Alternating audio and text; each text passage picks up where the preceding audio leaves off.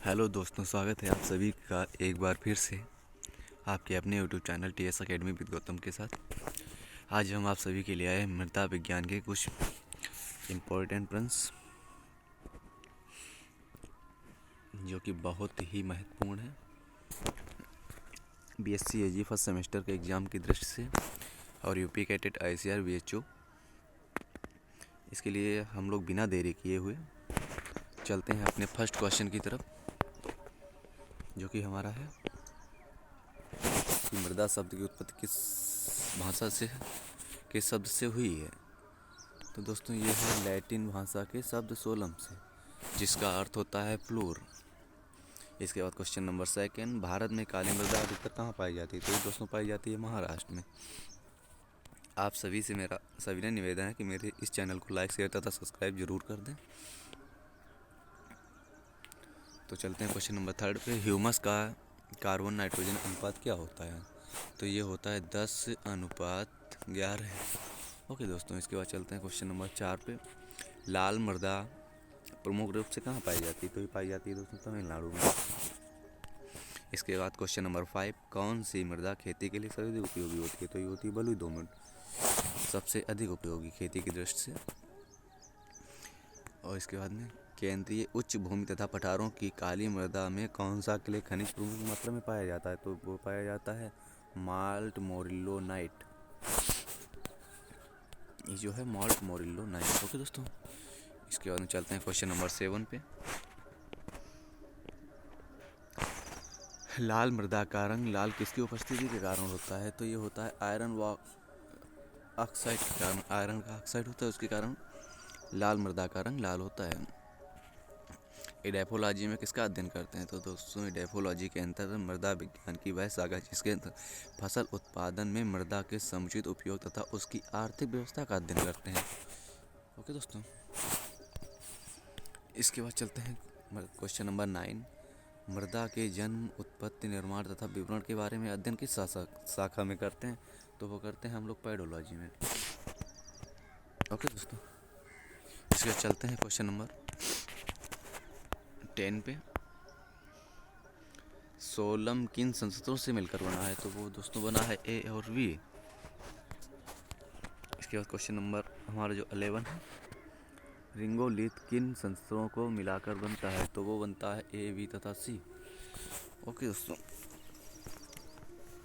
इसके बाद question number 12, मृदा में उपस्थित बालू, सिल्ट और मृत्तिका कणों का स्थापन क्रम क्या होता है। मतलब जो मृदा में बालू, सिल्ट के जो कण आपस में स्थित होते हैं उन्हें क्या कहते हैं। तो उन्हें कहते हैं मृदा संरचना। ओके दोस्तों, इसके बाद क्वेश्चन नंबर 13, हिस्टोसोल कौन सी मृदा होती है। कार्बनिक मृदा को हम लोग हिस्टोसिल मृदा कहते हैं। इसके बाद क्वेश्चन नंबर 14, सिल्ट मृदा का व्यास 0.002 से 0.02 mm तक होता है। इसके बाद क्वेश्चन नंबर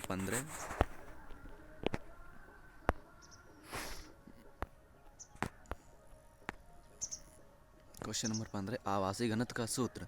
तो ये दोस्तों जो आवासीय घनत्व का सूत्र होता है मृदा का आभार बटे ठोस एवं रंध्रों का आयतन। क्वेश्चन नंबर 16,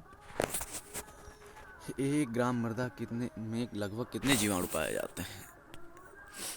तो ये जो दोस्तों ये क्वेश्चन है हमारा माइक्रोबायोलॉजी में आता है।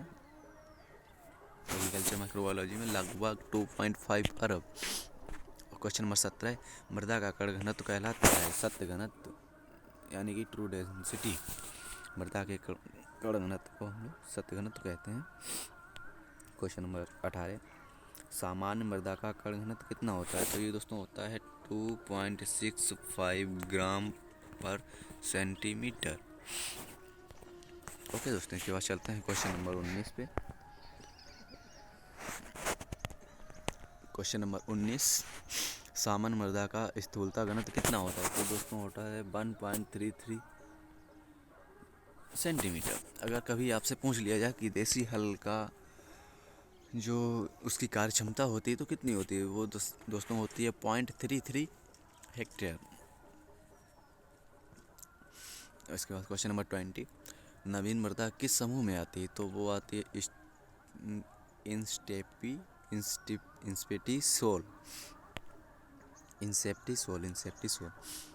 इसके बाद चलते हैं 21। यूएस वर्गीकरण पद्धति में मृदा को कितने वर्गों में बांटा गया है? तो वो दोस्तों बांटा गया है 10। यूएस की जो है। Okay, question number 22। वर्तमान में मृदा के कितने वर्ग हैं? तो वो है 11। ओके दोस्तों, इसके बाद चलते हैं क्वेश्चन नंबर 23। मॉडर्न मृदा के पिता कौन है? तो वो है दोस्तों बीवी डाकुचेव। ओके, इसके बाद चलते हैं क्वेश्चन नंबर नेक्स्ट।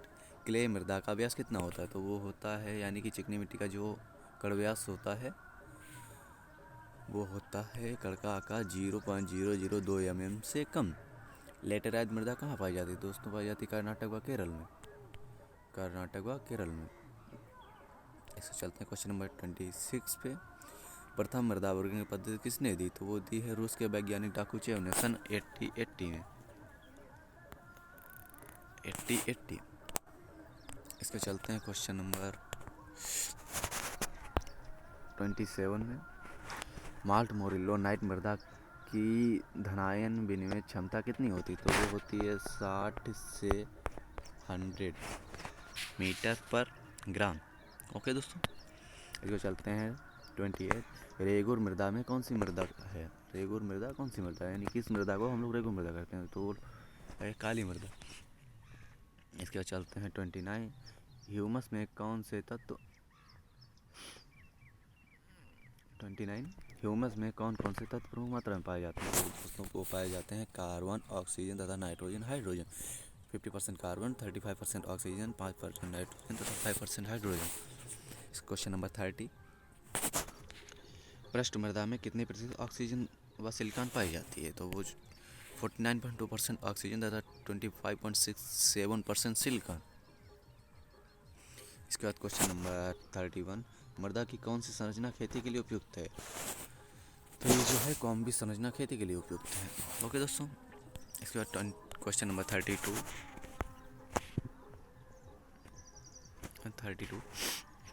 क्षारीय माध्यम से नाइट्रोजन का अमोनिया के रूप में ह्रास क्या कहलाता है? वो कहलाता है बाष्पीकरण। ओके दोस्तों, इसके बाद 33। दोस्तों आप सभी से मेरा सविनय अनुरोध है कि मेरे इस चैनल को लाइक शेयर तथा सब्सक्राइब कर दें, और अगर इसमें किसी भी प्रकार की हमसे कोई भी गलती होती हो तो उसे आप हमारे कमेंट बॉक्स में ज़रूर शेयर करें। मृदा में सभी संसदों का विकास क्या कहलाता है? तो वो कहलाता है संचित्रीकरण। ओके दोस्तों, इसके बाद चलते हैं क्वेश्चन नंबर 34 पे। वन अनुपात वन टाइप खनिज कौन सा है? तो वो है कैलिलोनाइट। ओके दोस्तों, ये सब BSc फर्स्ट सेमेस्टर का पोर्शन है ज़्यादातर। इसके बाद 25 पे।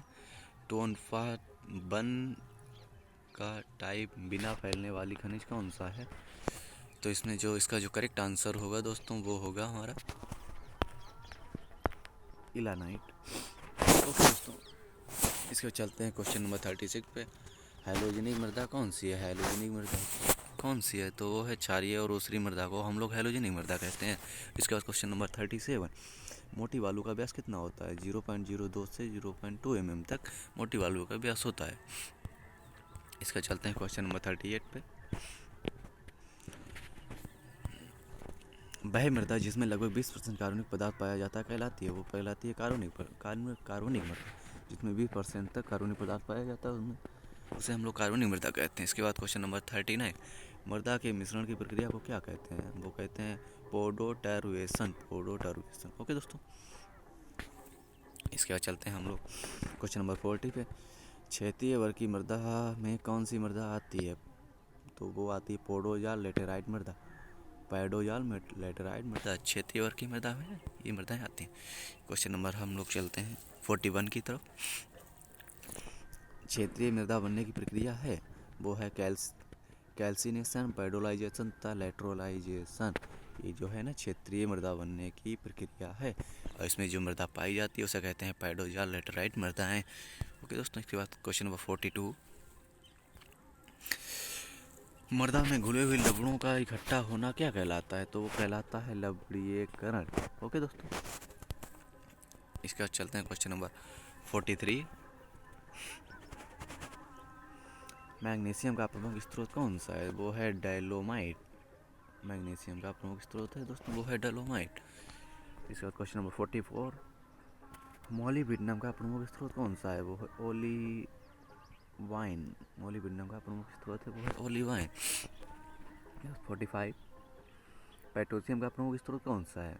तो वो है आर्थोक्लेज। जो पोटेशियम का प्रमुख स्रोत है वो है आर्थोक्लेज। इसके बाद दोस्तों देख रहे हैं हम लोग क्वेश्चन नंबर 46 को।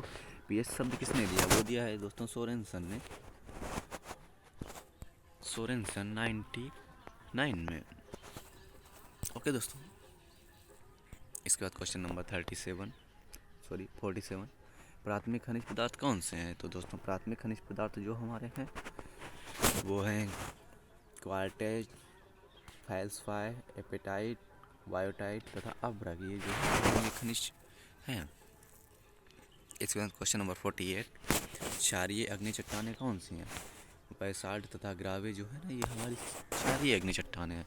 इसके बाद क्वेश्चन नंबर 49, आर्द्रताग्राही गुणांक तथा क्षेत्राधिकारी के मध्य में उपस्थित जल कौन सा है? आर्द्रताग्राही गुणांक तथा क्षेत्राधिकारी के मध्य जो हमारा जल है ना, 3 प्रकार का होता है।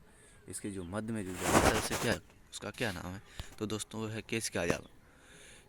अगर आपसे कभी पूछ दिया जाए कि पौधे किस जल का सेवन करते हैं, तो उसका जो करेक्ट आंसर होता है वो केशिका जल। ओके दोस्तों, और इसके बाद में क्वेश्चन नंबर 50 जो हमारा लास्ट है, मृदा का स्थूलता घनत्व अधिक होने से उसकी सांद्रता पर क्या प्रभाव पड़ता है? तो दोस्तों उसकी सांद्रता कम हो जाती है। स्थूलता घनत्व जब अधिक होता है तो उसकी सांद्रता कम हो जाती है। तो दोस्तों आज तक तो यहीं तक। आप सभी से मेरा अनुरोध है कि मेरे इस चैनल को लाइक शेयर तथा सब्सक्राइब जरूर करते हैं, और मिलते हैं आपसे अगले वीडियो में जो कि हमारा होगा हॉर्टिकल्चर का। Okay, so thanks for watching.